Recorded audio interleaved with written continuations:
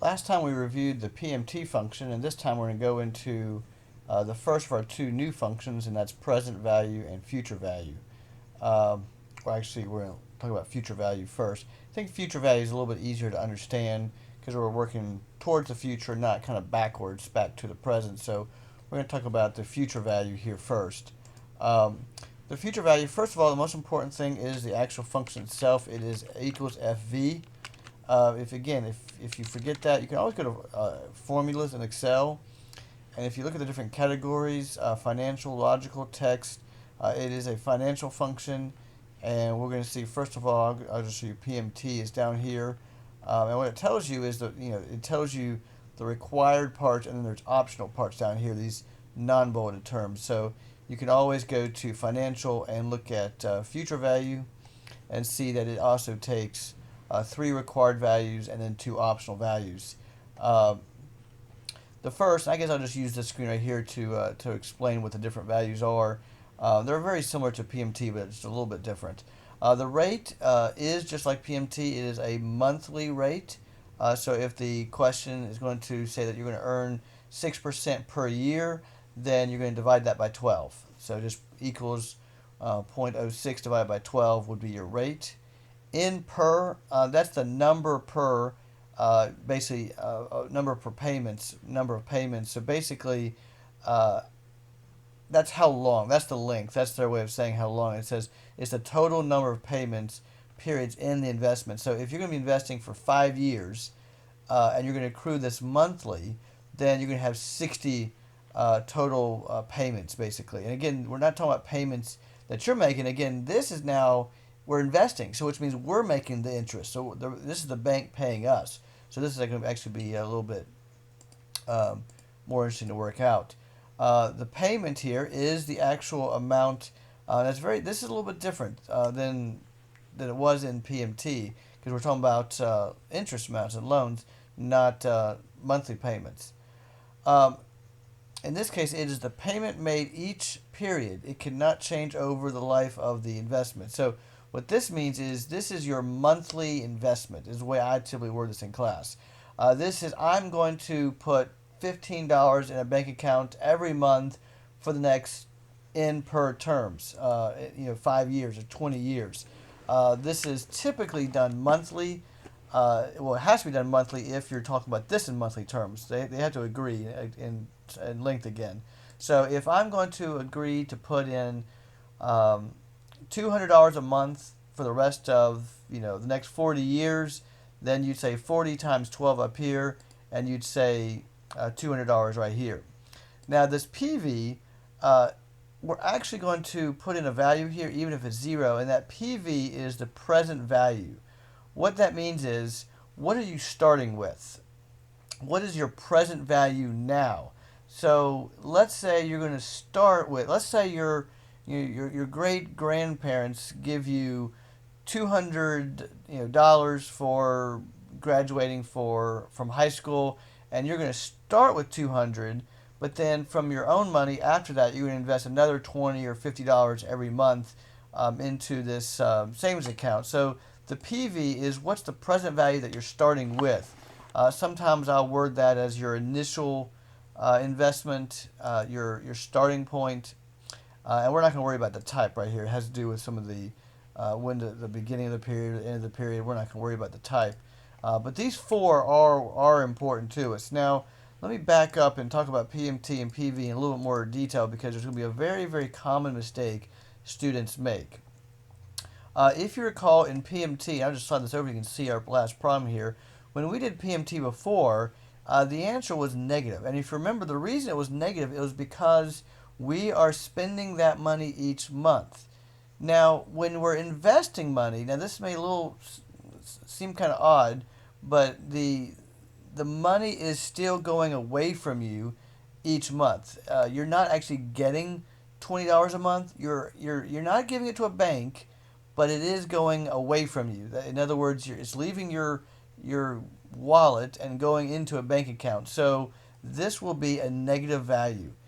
If you put this as a positive number, it will be wrong every time. Okay? So this has to be a negative number.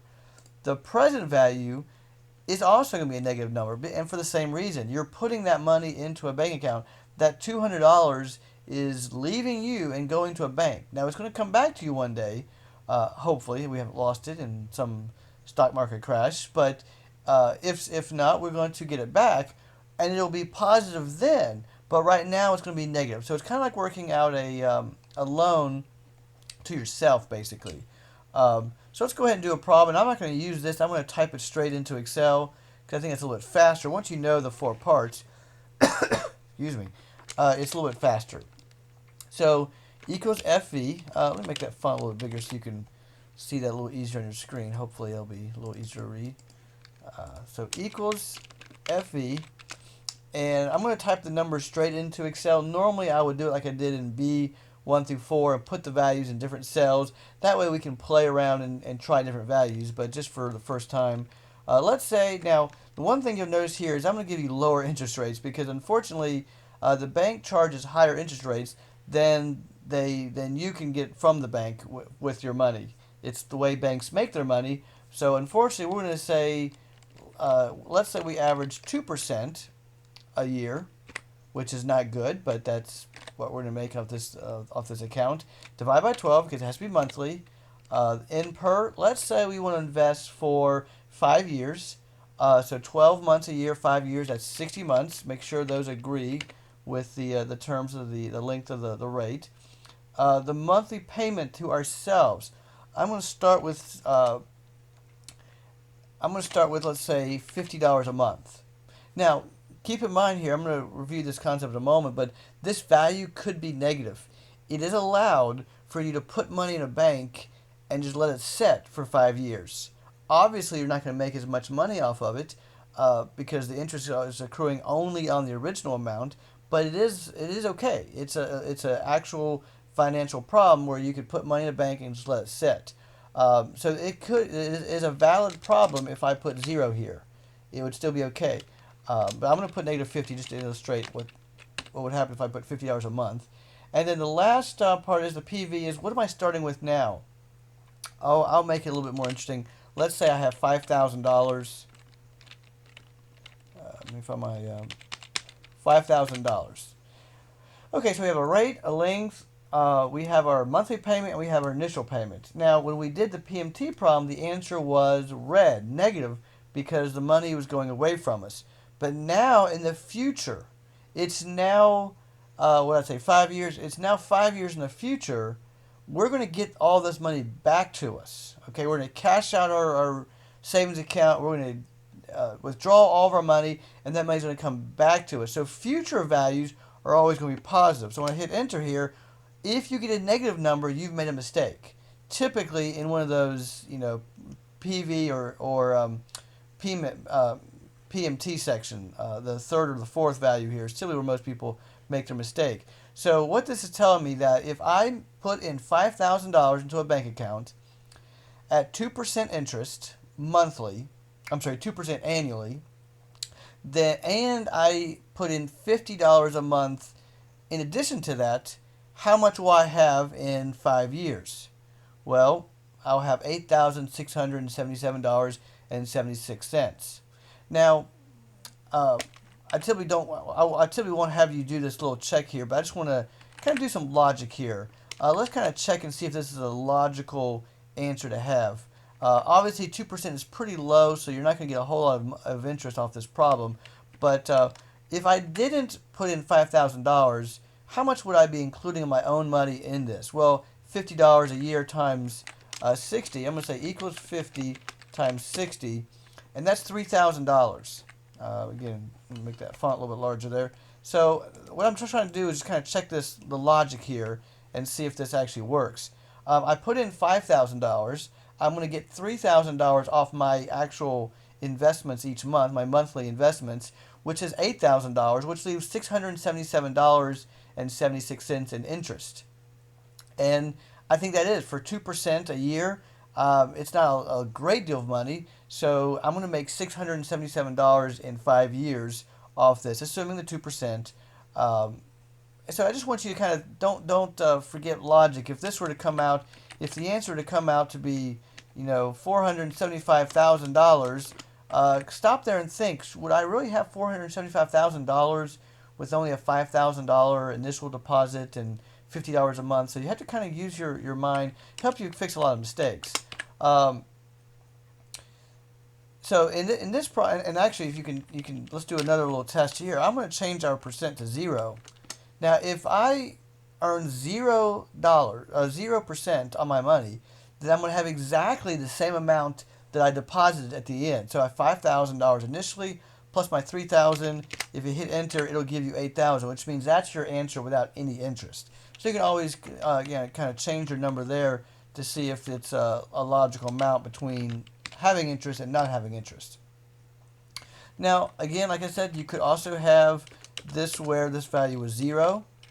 Make sure though, if it's 0, you have to put a 0 there. If you skip to the negative 5,000, then that becomes an entirely different problem. That says I'm putting $5,000 in every single month, which is completely different than saying I'm putting in $5,000 at the very beginning and $0 every month after that. So I'm going to hit enter now, and you're going to see I only made about $525 in interest because that's the difference in the 5,000 and the 5525. Sample problems, I might ask you to tell me how much interest was made total, and you could say equals D9 minus $5,000, or you may have to do the math if you calculate the months, the 12 times or the 60 times $50 a month. You may have to add those together to get the 8,000. But if you subtracted that, you would get the amount of interest. Excuse me. So that's the future value. Again, let me do it one more time. And this time I'm going to take off the $5,000. In fact, if I did this, obviously you should probably figure out what the answer would be. 0. If you put in $0 and $0 every month, you're going to get $0 in 5 years. That's pretty straightforward. Let's change this one more time and say I'm going to put in $50 a month and $0 each initially. Now, in this case, remember that was not a bolded term on the other screen, a little help screen, so it can be left off. I typically like to put it in there because it makes it very clear what my 4 values are. But here you're going to have the $3,000, which you put in of your own money, plus $152.37 in interest. If we do it, that's kind of the 3 ways this problem can work. You can either have a value here, and the 4th value, or both values. If they're both 0, then again, that doesn't really give you any money. So that's the future value. Let me just remind you, if you make a mistake, if I put in 50 here, just go kind of some common mistakes. If I'm going to put in a positive value, I get a negative value, and that doesn't make any sense. You're not going to owe them money after 5 years. So where people make mistakes, though, is if you put in, let's say, one number right and one number wrong, it is going to come out positive, but that's not the right answer either. It should be 8,000 and something. So if probably the hardest ones to catch is if you do one right and one wrong, as far as the positive negative sign here. That's the hard ones to catch because it does come out positive, even though it should be a much larger positive number. Again, this is future value. It is answering the question, how much is a value now going to be worth in the future? This is good for finding out if I put in, if I purchase a CD, that's a certificate of deposit at a bank. If I open a savings account and put in my entire graduation money, or if I put in all this money from my job I'm making, and I save and I shop around at different banks and find 3 or 4%, how much money am I going to make when I take the money out? Or you don't have to take the money out to have in the future, but how much will I have in 5 years, in 10 years, and 20 years? I'm going to do another problem here, and I'm going to kind of make it a little bit bigger of a problem. I'm going to say at 4% divided by 12. I'm going to do it for retirement. Let's say you start depositing money at the age of 20 and you want to retire at 65. So I'm going to put in that we have, 45 years times 12. And let's say you're going to put in $250 a month, and you're going to have, let's say you have $5,000. Almost made a mistake there. It's going to be negative. $5,000 to begin with. you're going to have $407,000, $407,525.27. That would tell you, if you had started investing now, how much you would have at retirement if you put in $250 per month. That's per month, not per week or bi-weekly, however you get paid. A lot of times you're going to take money directly from your paycheck and go right into a savings account or a retirement account. You really need to do that once you get out of college. That kind of gives you an idea of 407,000. That's what you'd have. Let's say we shopped around and we got a little better rate at 5%. We're up to 553,000. So that 1% gave us over 100,000 more dollars, which is really important to know that. And this gets a little more into some financial planning, but the key to having this little retirement nest egg, as you will, is starting early. If you were to do this and you only took 20 years, or let's say 25 years, you can see it dramatically drops down if you wait till, let's say, you're 35 or 40 before you really begin investing. The key is to start as early as you can. Again, this gets a little off topic into financial planning, but it does make a good example for this future value problem. So future value takes the rate, the length, the monthly investment. They call that NPER, NPER, in Excel's help functions. And then the last value is the present value, which is the amount of money you're starting with right now. And those four values give you the future value, which is our first of our new financial functions in Excel.